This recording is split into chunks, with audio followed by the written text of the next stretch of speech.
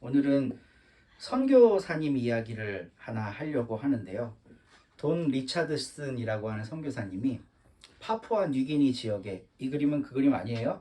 네, 렘브란트 그림입니다.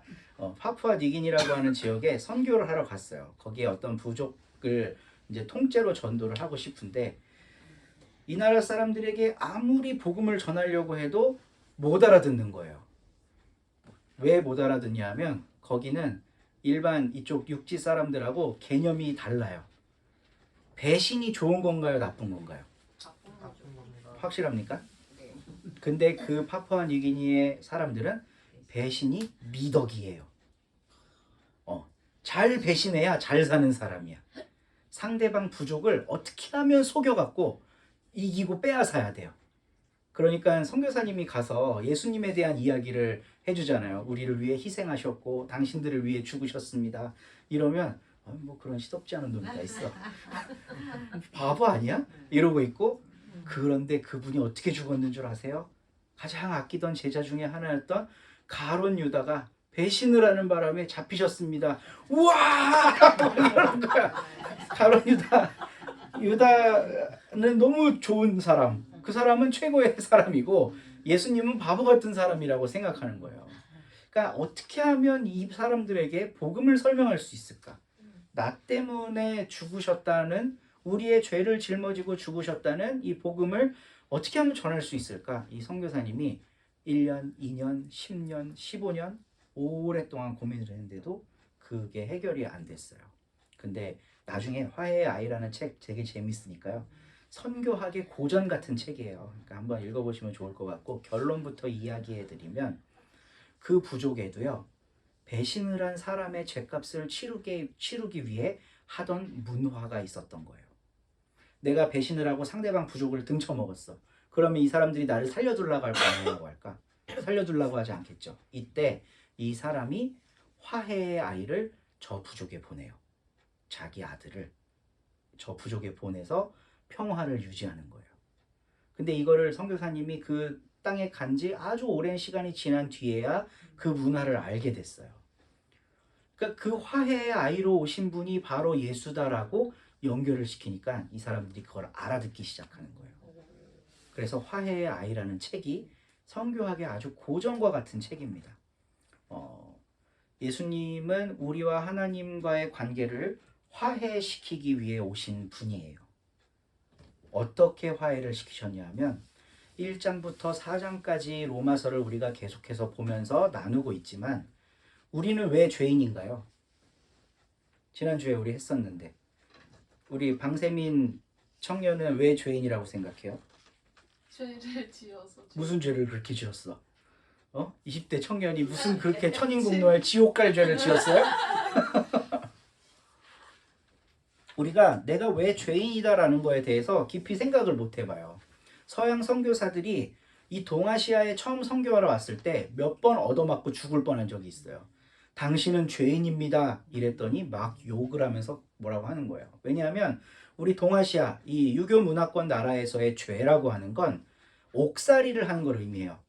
죄인은 오라를 받으라 이러잖아, 우리 사극을 보면. 그러니까 죄라는 말은 옥살이와 바로 연결이 되는 거예요. 그러니까 선교사들이 와갖고 당신은 죄인입니다 그러니까 나는 옥살이할 죄를 짓지 않았는데 저 선교사가 아주 다 못된 놈이구나, 나한테 죄를 뒤집어 씌우려고 하는구나 하고 이 동아시아 사람들은 죄라고 하는 개념을 이해하지 못했어요. 근데 유럽 사회에서도 저는 제대로 이해하지 못했다고 생각해요. 바울이 이야기하는 죄는 율법 때문에 생긴 죄예요. 율법이 있기 때문에 저게 죄라고 할 수 있는 거야. 그럼 율법이 존재하는 한 모든 인간은 죄인 맞아요, 안 맞아요? 맞죠. 죄인이죠.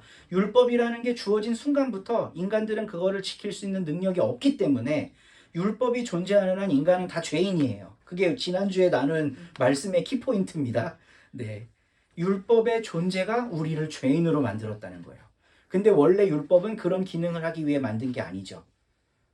출애굽기에서 신의 산에서 하나님이 언약을 주시면서 내가 거룩하니 너희도 거룩하라. 이 율법을 통해 우리가 한번 거룩한 관계를 맺어보고 다른 민족이 하지 못하는 정말 순도 높은 아름다운 삶을 너희 민족이 한번 살아보자. 이러기 위해 하나님이 율법을 주시면서 이스라엘 백성하고 관계를 맺은 거거든요.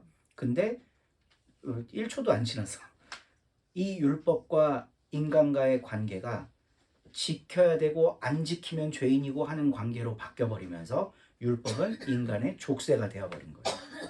그리고 심지어 이제 1세기 때는 할례라고 하는 표징, 이게 율법을 지키는 사람의 상징이거든요.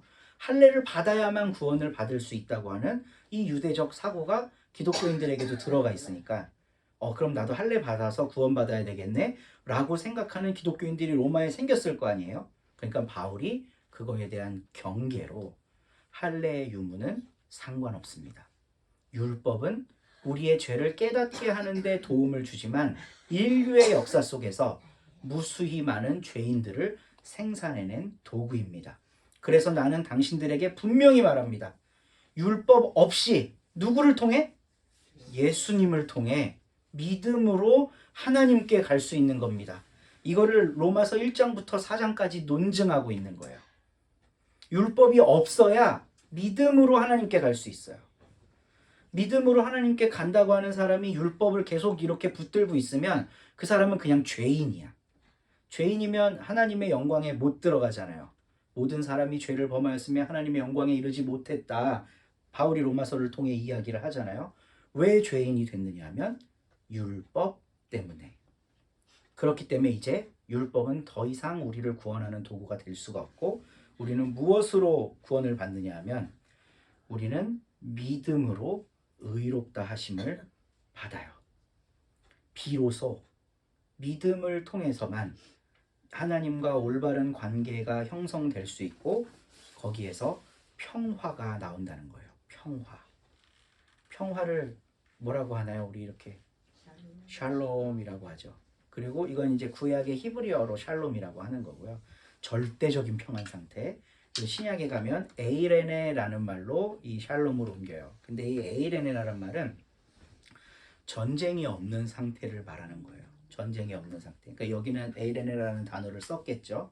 그러니까 하나님과 우리가 전쟁하던 상대였어요.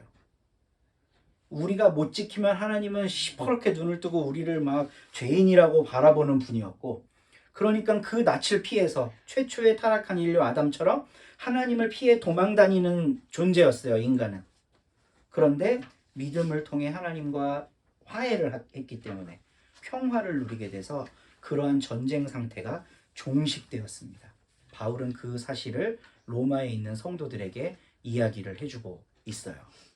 제가 언젠가는 하나님이 CCTV 같은 분이다라고 생각했던 적이 있어요. 왜냐하면 내 일거수일투족을 다 알잖아. 얼마나 부담스러워요. 하나님이 나의 모든 것을 다 안다고 생각하면. 그러면 내가 율법에 매여 있는 사람이라면 그게 부담스럽고 피해 다니고 싶고 가리고 싶은 그럴 거예요. 근데 이제 율법은 더 이상 쓸모가 없어. 유통기한이 끝났어. 그러면 이제 나는 믿음으로 하나님과 평화를 누리는 관계야. 이러면 하나님의 CCTV가 별로 무섭지 않을 수 있어요. 그리고 하나님도 그렇게 한가한 분이 아니야. CCTV로 우리를 보고 있을 만큼. 네. 편안한 관계로, 전쟁과 같은 사이가 아니라 하나님과 평화를 누리는 관계로 나아갈 수 있다고 바울이 이야기를 합니다. 근데 믿음으로 지금 하나님 앞에 이렇게 나오게 됐는데 이 사람들에게 문제가 생겼어요. 어떤 문제가 생기냐면 일상에서의 삶이 고달파지는 거예요. 우리 세 번째 시간에 네로 황제의 횃불이라는 그림을 본 적이 있어요. 네로 황제가 기독교인들을 잡아다가 불태워서 죽이고 있는 그런 장면이에요.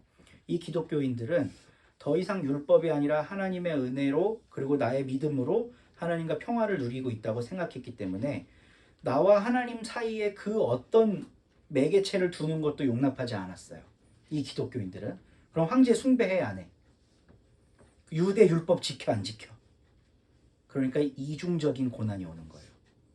로마 사회에서도 나를 압박하고, 이제 이방인이었던 그 기독교인들은 문제가 없었겠지만 그 중에 일부 유대인이었던 기독교인들은 동족인 유대인들한테도 차별당하고 쫓겨났어요. 그러니까 이중적인 고통을 당하게 되잖아요. 그러니까 그런 고통을 당할 때 내가 믿음이라는 걸 갖고 있음으로써 어떻게 될 수 있냐고 바울이 가르치고 있냐 하면 우리는 환난을 자랑할 수 있습니다. 환난은 인내를 낳고 인내는 단련된 인격을 낳고 단련된 인격은 희망을 낳는 줄을 알고 있기 때문입니다. 되게 멋진 말이에요. 이거 암송 구절입니다. 이 희망은 우리를 실망시키지 않습니다. 하나님께서 우리에게 주신 성령을 통해 그의 사랑을 우리 마음속에 부어주셨기 때문입니다. 라고 그 환난의 상황을 이끌어 가시고 이겨내 나가게 하시는 하나님에 대해 이야기를 하고 있습니다. 그리고 우리 한번 읽어줘 보실래요? 네, 6, 7, 8절. 우리가 아직 약할 때에 그리스도께서는 제때에 경건하지 않은 사람을 위하여 죽으셨습니다. 의인을 위해서라도 죽을 사람은 거의 없습니다. 더욱이 선한 사람을 위해서라도 감히 죽을 사람은 드뭅니다. 그러나 우리가 아직 죄인이었을 때 그리스도께서 우리를 위하여 죽으셨습니다. 이리하여 하나님께서는 우리들에 대한 자기의 사랑을 실증하셨습니다. 아멘. 아멘. 이것도 요 말 그대로만 읽으면 우리가 예전부터 교회에서 배웠던 대속 교리를 보증하는 본문으로 읽을 수밖에 없어요. 근데 제가 계속해서 로마서를 통해 강조하지만 우리가 죄인인 이유가 뭐라고요? 율법 때문에, 율법이 있기 때문에 우리가 죄인인 거예요. 율법이 있기. 그래 창세기 잘 읽어보면요, 죄와 악이라는 말을 좀 구분해서 쓰고 있어요. 하나님하고 맺은 언약을 깨는 거는 죄라 그러고, 그게 아니라 그러니까 그런 관계를 맺지 않은 어떤 곳에 나쁜 일들이 일어날 때 그걸 악이라고 규정해요.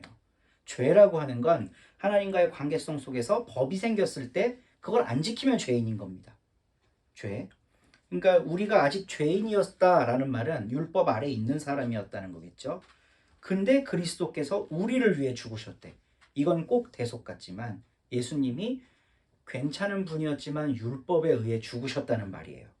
이리하여 하나님께서는 우리들에 대한 자기의 사랑을 실증, 확증했대요. 흠이 없고 죄가 없으신 예수님이 왜 율법에 의해 죽었어야 했을까? 왜 율법에 의해? 그 당시의 율법은 그 예수를 죄인으로 규정한 거예요. 그 당시의 율법은. 여러분은 예수님을 다 믿는 분들이기 때문에 예수님도 죄가 있다는 걸 동의하지 않으실 거예요. 근데 1세기의 유대교는 예수님에게 죄가 있다고 판결을 내렸어요. 그게 율법입니다. 오늘날 우리들이 다니는 교회 안에도 법이 있어요. 이 법이 누군가를 죄인으로 규정하는 경우들이 있습니다. 그러면 그 규정들을 하나님이 긍정하실까? 우리는 그 생각을 해볼 필요가 있어요.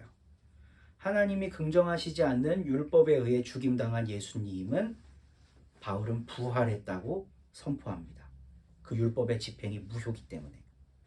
오늘날 우리들의 교회의 법, 우리들 사회에서 일어나고 있는 어떤 법적인 일들, 이런 것에 의해서 희생당하는 사람이 있다면 하나님은 그 법을 온당하다고 인정하지 않으실 거예요. 우리 교단 헌법에 최근에 개정된 내용이 있습니다. 특정 취향을 가진 사람은 교회 직원이 될 수 없다는 내용이에요.